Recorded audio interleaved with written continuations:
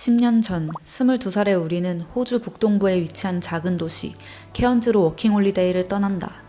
손에 닿을 것만 같은 뭉게구름이 머리 위 군데군데 떠있고 햇살은 따가워도 그늘에만 들면 기분 좋은 바람이 솔솔 불어오던 곳.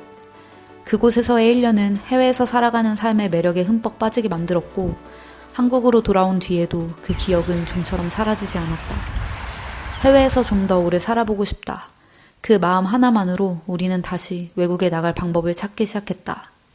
가장 돌아가고 싶었던 곳은 호주였지만 생각보다 쉽지 않은 현실 앞에서 우린 목적지를 캐나다로 바꿨다. 컬리지를 졸업만 하면 3년짜리 비자를 받을 수 있다는 그 말에 이끌린 선택이었다. 북미에는 단 한 번도 가본 적 없던 우리는 당연히 캐나다에 대해 아는 것이 거의 없었고 하지만 호주에서의 1년이 너무나도 좋았기에 해외라면 어디든 똑같이 행복할 거라고 믿었다. 그렇게 우리는 그저 영주권이 가장 잘 나온다는 유언의 말 하나만 믿고 2019년 다시 비행기에 올랐다. 도착한 곳은 캐나다 최대 도시 토론토. 당시 우리는 어떤 삶을 살고 싶은지보다 지금 생각해보면 그냥 외국에서 사는 게 더 중요했던 것 같다. 낯선 땅에서 살아남기 위해 우린 정신없이 앞만 보며 달렸고 먹고 살기 위해 시작했던 일은 어느새 직장이 되어버렸다. 악착같이 하루하루 버틴 우리는 비싼 물가 속에서도 나름 안정적인 생활을 이어갔고 겉으로 보기엔 모든 것이 순조로웠다. 하지만 시간이 흐를수록 우리는 점점 삶을 버티는 데 익숙해지고 있었다. 하루 10시간, 뜨거운 열기가 가득했던 주방. 우리는 매일매일 같은 하루를 7년 가까이 반복했다.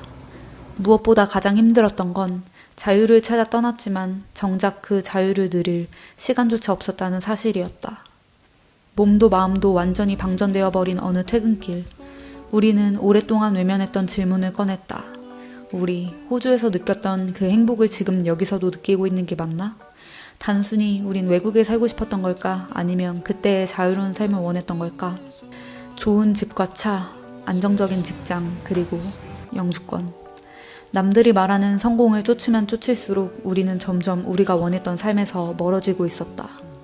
이 모든 걸 얻기 위해 내 모든 시간을 일에만 반납하는 삶. 이것이 정말 우리가 원했던 캐나다 행의 이유였을까? 본질적인 의문이 풀리자 그토록 집착했던 영주권이라는 목표도 비자 연장에 대한 미련도 신기할 만큼 가볍게 떨어져 나갔다. 그때부터 우리는 진짜 원하는 목표를 다시 세우기 시작했다. 호주에서 느꼈던 자유와 캐나다에서 배웠던 현실, 그 두 가지를 안고 우리는 새로운 방향을 찾아 나섰다. 답은 생각보다 멀리 있지 않았다. 우리가 오래도록 좋아해왔던 것, 우리가 가장 사랑했던 여행, 그리고 그 여행을 기록하는 일, 또 그 삶을 이어나가기 위한 투자. 우리는 세계 곳곳을 살아보며 하루에 주어진 시간을 온전히 우리에게 쓰는 삶을 꿈꾸기 시작했다. 그리고 그런 삶을 가능하게 해줄 선택권을 하나씩 쌓아가기로 했다. 목표가 바뀌자 무엇을 해야 하는지도 분명해졌다. 현실적으로 지금 우리에게 필요한 건 어디에서든 살아갈 수 있는 삶의 기반을 만들어가는 일이었다.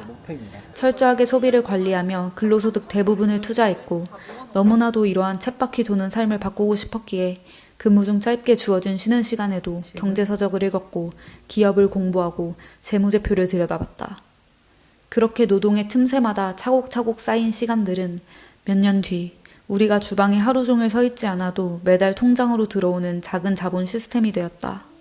그리고 딱 10년이 지난 오늘 22살의 우리가 케언즈에서 처음 꿈꿨던 삶을 32살이 된 지금 우린 그 꿈을 직접 살아보려 한다.